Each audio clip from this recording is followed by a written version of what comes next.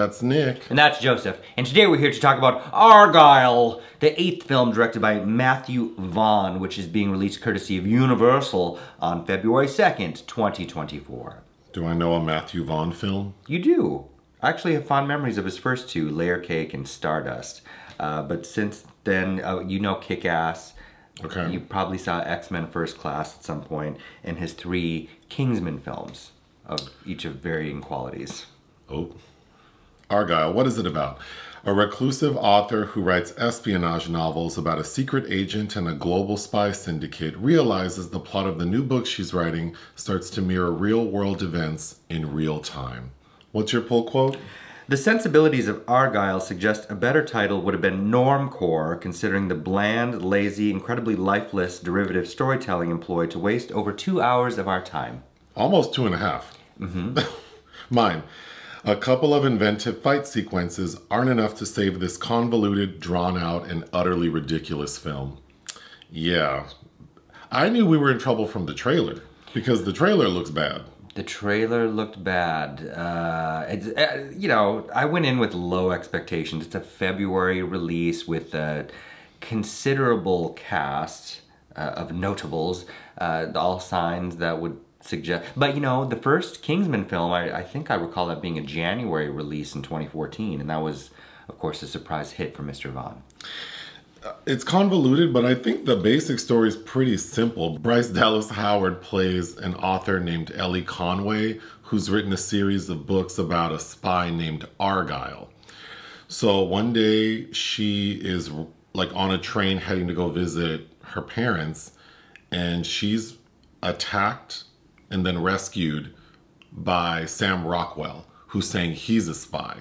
And he's telling her that people are trying to get you, and this is all in the trailer, because you are writing about things that really happened and people want to know what's going to happen next. So let me help you and just write the next chapter of your new book so we can sort things out. But there's a gag on top of a gag. The first gag is she finds out that she knows all of this stuff not because she's psychic or a genius, but because she used to be a spy, and her name was Agent R. Kyle. Rachel Kyle. So that's where Argylle comes from. So she's writing all of these books based on experiences. A cousin to Selena Kyle. So why doesn't she remember? Because she had an accident, and while she was recuperating, members of the division, the bad people, and it's run by Bryan Cranston and Catherine O'Hara, they brainwashed her. They pretended to be her parents and made her think that she was like a regular schmegular person, and that they influenced her to write, hoping that she will recollect some of her memories. So then the next gag is that she wasn't a spy for the good guys, like the team Sam Rockwell is on, which is led by the deputy director of the CIA, played by Samuel L. Jackson. Who's hiding out in France. She's a part of the bad people. So, of course, like any spy movie, they're all trying to get their hands on some information. This one item. This one flash drive that basically proves that the division is bad. And that's all Samuel L. Jackson needs to put them away, I guess. So the end of the film is, as the audience, we're thinking, now that we know Ellie Conway / Rachel Kyle is a bad spy, is she going to help the division, or is she going to help Sam Rockwell and Sam Jackson? And of course, she chooses to just to give the information to Sam Jackson. She kills the bad people. And we also find out, we need to talk about all of this, but that she's in like a loving, prior to her being brainwashed, she was in a loving relationship with Sam Rockwell. So they ride off into the sunset together. And then the post-credit scene is that this movie is related to Kingsman in some way. Yep, we loop it back to that in a flashback. Don't know how. We get a flashback like 20 years earlier. Mm-hmm. We're just in a bar that's called Kingsman, and then we see this young man talking to the bartender, and the bartender gives him a gun. Like, okay, I don't know what this has to do. And then there's some kind of title credit that's like book 1 of blah blah blah, suggesting there's a larger universe here for what should have been called The Spy Who Came In From AI. Oh, well, in this, Argylle is supposed to be a trilogy, apparently. Yeah, that's what why? I don't need it. I don't want that. Oh. Where to begin? Okay, the setup feels like other recent films, like Sandra Bullock's The Lost City mixed with Brad Pitt's Bullet Train. And then you had a better reference, too, though. Well, The Long Kiss Goodnight, yeah. which Samuel Jackson also stars in, but it's boldly ripping off what to me is a very decent guilty pleasure film. Even with a skating scene, because there's a really dumb skating scene in Long Kiss Goodnight, and one of equal measure here. I'm just going to start going through my notes. So I have 4 nominations for worst hair in this movie. So one is Henry Cavill, who looks like a vampire to me. His hair and makeup, there's a joke made within the film that this character has like weird hair, and he has this like weird buzz. It's just so off, and then we're told that his character is supposed to be a male model, which is not what I'm getting from Henry Cavill in this movie. They're trying to channel like Bond vibes, but... And then he looks kind of like grayish, the makeup. I mean, the movie just isn't a nice looking film. So I'm assuming part of it is all the green screen and I don't know, but he just looks terrible. Then, what's the lady's name? Dua Lipa is in the movie. Dua Lipa. Wearing the most crunchy blonde wig. She looks great otherwise. She's only in the film for like 3 minutes. So anybody seeing this for her has been catfished. And half of it is like CGI because she's like doing this horribly shot chase scene. Mm-hmm. Then it made me want to rewatch Gemini Man, actually. Then at a point when Ellie Conway, Bryce Dallas Howard, realizes she's a spy, she has to go on this mission. And they put her, she's a very fair-skinned person. They put her in this awful blonde wig, like this light yellow blonde, wearing this like gold dress. It is atrocious looking on her with eyes that pop like it's raccoon makeup.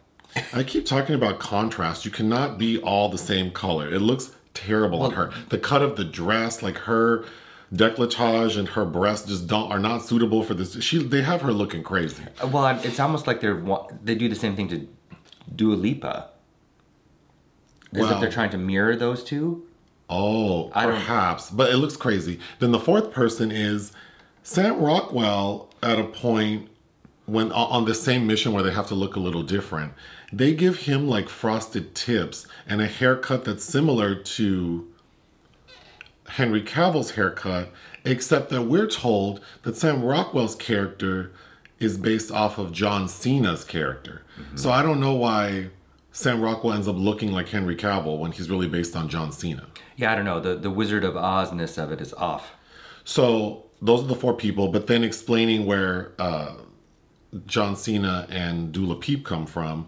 The opening of the film is like this sequence where like Henry Cavill's been ambushed and he has to get away, but then chase the spy, Dua Lipa. And then we realize that what we just witnessed is a passage from Ellie Conway's new book. So it's, one of those kind of openings. And then we get a book reading. Mm-hmm. So the film opens with a book reading and ends with a book reading. The book readings are terrible. Horrible. Because we have people in the audience asking her questions that are just like, she's supposed to be this very popular novelist, right? And we get people getting up there asking like, what's next? And she answers it like, oh, I'm so glad this random person in an audience asked me this question. I mean, they write those people as if they were people that don't read.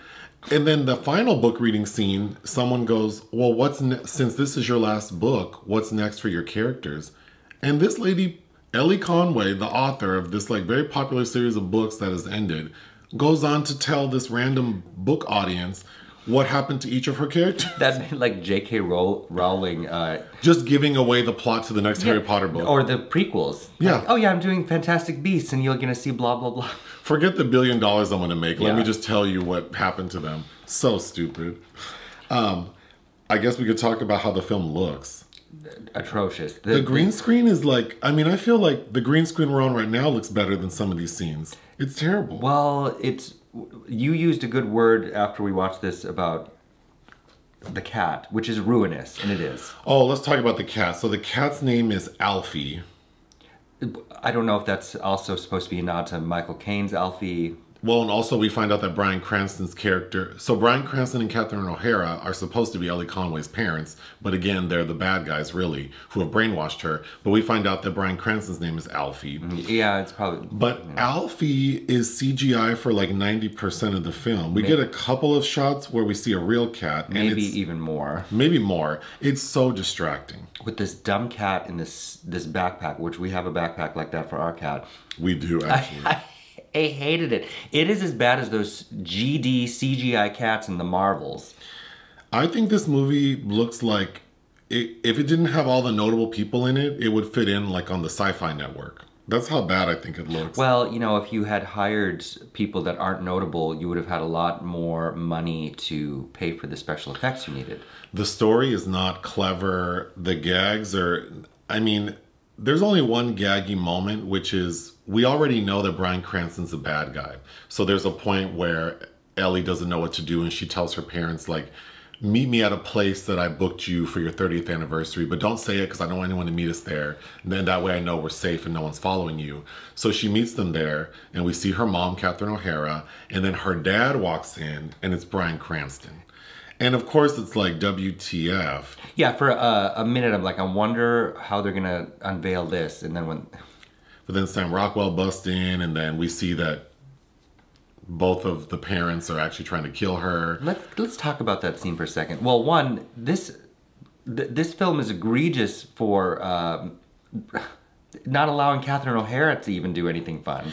Yeah, you know it's bad when she's kind of... I found her not that interesting in it. Like, yeah, that's pretty bad. That was distressing. But that scene in particular, when Bryce Dallas Howard, Ellie, calls Catherine O'Hara to go to the Savoy, she assumes they're in Colorado.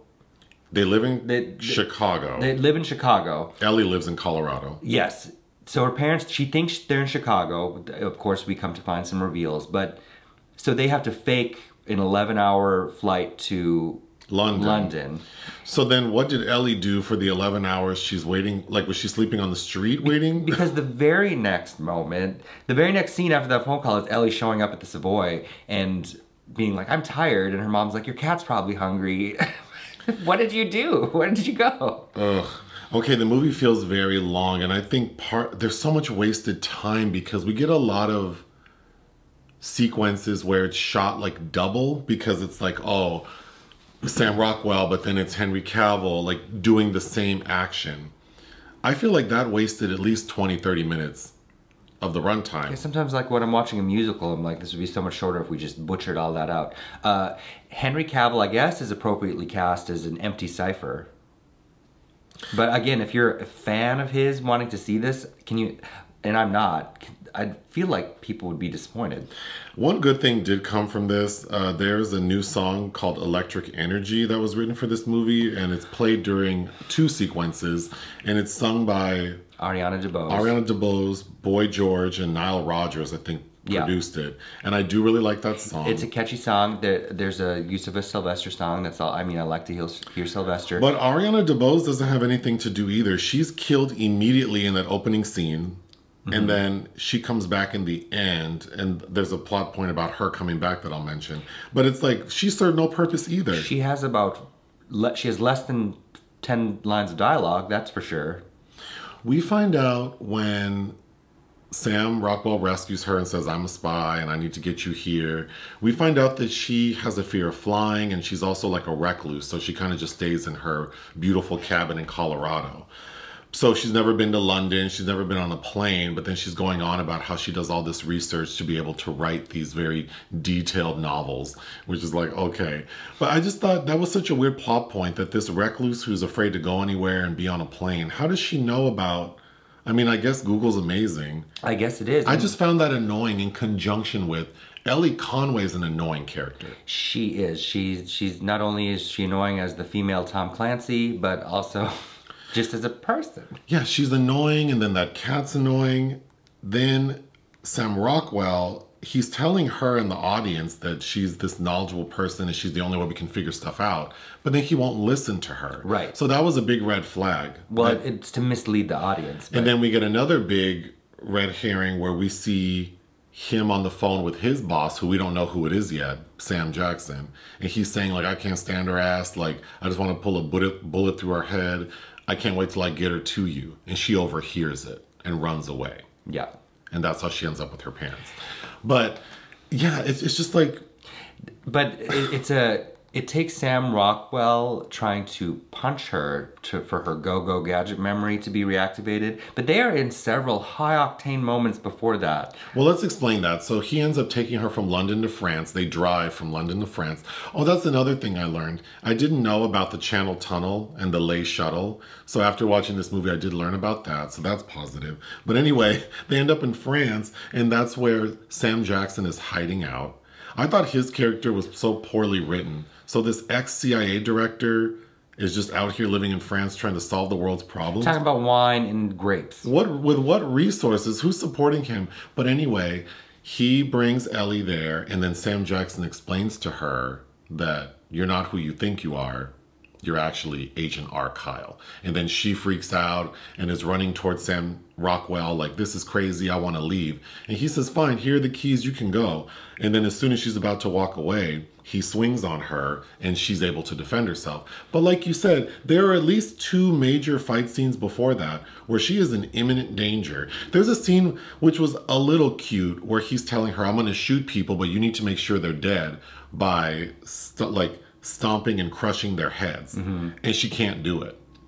So it's like, why in this peaceful setting in the countryside of France were you able to do it? I mean, give me Gina Davis chopping up vegetables, thinking she's a chef. Well, then I didn't want to say this, but I just feel like the way, I don't know, Bryce Dallas Howard as this kick-ass agent, it just doesn't seem believable. Because they try to make her look like as a spy, like in flashback, like she has a slick back hair and these like suits. It just doesn't look right to me. Yeah, give me Gina Davis. She doesn't look like she would be able to do some of the physical things she needs to do by the end of the film. Yes. Yeah. It just is. I don't know. Like, it's not being rude. It just seems. Then there's a scene where they're like backed in a corner and they have to jump off of a roof. This is the scene where they get the flash drive they need with all the information. It looks terrible. I mean, it looks like the movie The Room when they're on the roof with the green screen. It looks like that. And then this CGI cat, Sam Rockwell's trying to convince Ellie Conway, like, it's safe to jump because I'm sure that boat has like a cushion. So he throws the cat over and then they jump. It all looks terrible. It's in the trailer where the cat bounces back. Looks bad. No Gouda. Yeah, another film that you brought up and that's better than this somehow is that Melissa McCarthy film Spy. That's a good point to bring up because I think this movie either needed to be a better written like espionage film with comedic moments, which is kind of what I recall Kingsman being. Okay, the first Kingsman is not bad. The second one with Halle Berry and Julianne Moore is blah. And then the third one, which I remember being a prequel, I remember being entertained by Rhys Ifans as a very gay Rasputin trying to get on Harris. Yes, that's right. Yeah, the scene, well, you're probably going to get to it, but there are 2 scenes that I think could have been good. Yeah, I'll get to those. Okay. But so either it needs to be a little more serious or just full on like ridiculous slapstick. So that's why I thought of Spy. Oh, and I remember liking Jason Statham in that. Yeah, but it's like to make Ellie Conway / Rachel Kyle kind of annoying, and then Sam Rockwell seems like he's good at fighting, but he doesn't seem that smart. Like the stuff she figures out for him is like, okay, aren't you a global spot? Like, there's no chemistry between them. Then they have no chemistry, but they were in love. And granted, her memory's been altered, but he's also, I should have looked up how much older he is than her, but isn't Sam Rockwell significantly older than Bryce Dallas Howard? Yeah, yeah. You said something funny that's kind of mean. You said that when we see Rachel Kyle, like in flashbacks, you said that this is what Amanda Bynes should probably look like now if she hadn't gone south. I think the tone's so weird because at a point, before Ellie Conway knows what's going on, she has just witnessed her parents trying to kill her, them being killed, and then she's immediately in a car ride somewhere. She doesn't know where she's going. And she's crying in the car, and Sam Rockwell's just looking at her like, what's the big deal? I just thought that was so poorly. It was jarring. It's jarring because one, we have to keep the ruse up for the audience not to know yet because they don't want to tell us. But it wouldn't make sense for him not to comfort her in some way. Right. Well, especially because he cares for her. Like, they used to be in love. Another really crunchy scene is when Ellie finds out that she was a bad guy. And then they have Sam Rockwell held captive in their headquarters, which we find out is actually on a ship. Like, they're in the middle of the ocean. So he's trying to convince her that she's a good person. I feel like that scene went on forever. Yeah. And then she ends up shooting him in the chest. So Ellie Conway, our Kyle, shoots Sam Rockwell in the chest, and we think he's dead. But then guess what? I guess like some anonymous fan sent her a tip about a new plot idea, which was shooting someone in the vascular corridor. To keep Kira, Ariana DeBose's character, alive in the novel she's writing. To allow one of the characters to come back. So then it's like, okay, foreshadowing that. But then she just shoots him and somehow miraculously passes this bullet through his heart so he won't bleed to death. And then they even show her, like, she says, as long as you can stop the bleeding. So she had sleight of hand, had plugged up the hole. And then thankfully he's in a room that's filled with like shots of adrenaline so he can keep going. I thought that was all so poorly written and dragged out. Yep. But getting to the two scenes I mentioned in my pull quote that I thought would have made for a good vibe for the film is at a point when they're stuck in this headquarters and they break out. In the artillery room. They being Ellie Conway and Sam Rockwell. They have this like shootout with all these like rainbow colored smoke, which has Leona Lewis, like a power ballad playing over it. And it's in slow motion. And they're doing like this interpretive dance.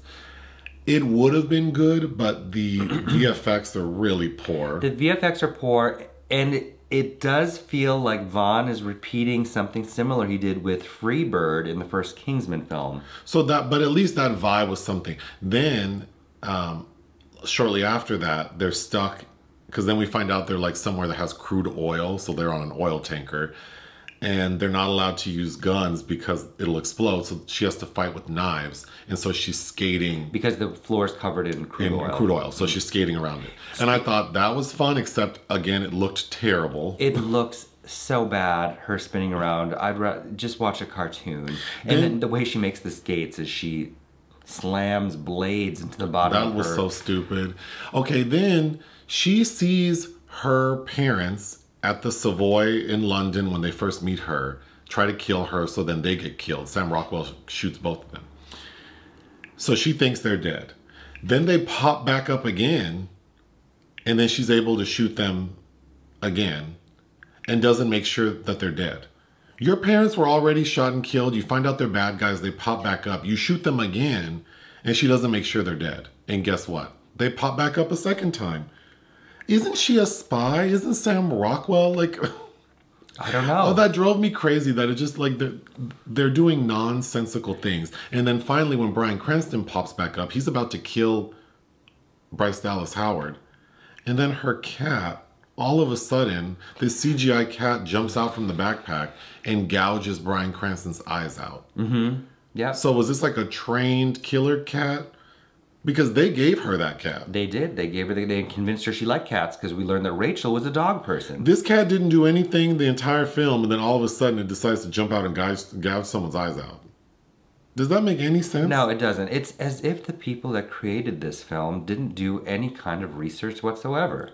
Or it almost seems like maybe like it would be like if multiple people wrote the movie and then they just connected it and thought, oh, it doesn't matter if it doesn't make sense. Like the Winchester house? So then getting back to the vascular corridor, at the very end of the film, after, because there's a final showdown where we find out that Catherine O'Hara is like a doctor who, she's the one who crafted the hypnosis and the brainwashing. And she gave Bryce Dallas Howard this musical like skater doll toy that I guess is used to like keep her in check. Uh-huh.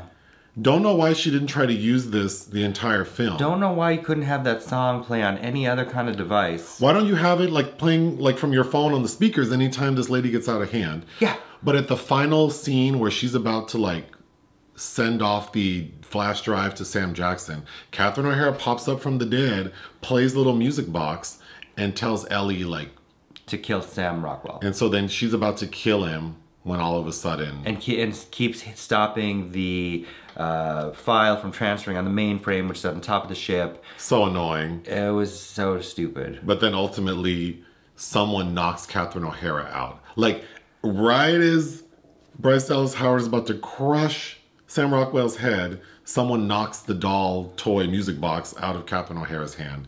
And then Bryce Dallas Howard pops back into reality, doesn't kill Sam Rockwell, sends the data. And then we see that the person who knocked out Catherine O'Hara is Ariana DeBose. And then she explains that she's the one who sent the tip about the gunshot to the heart. And then they ride off on a boat, and the boat explodes. The oil rig explodes. There wasn't a single thing about this story or these characters that I found interesting.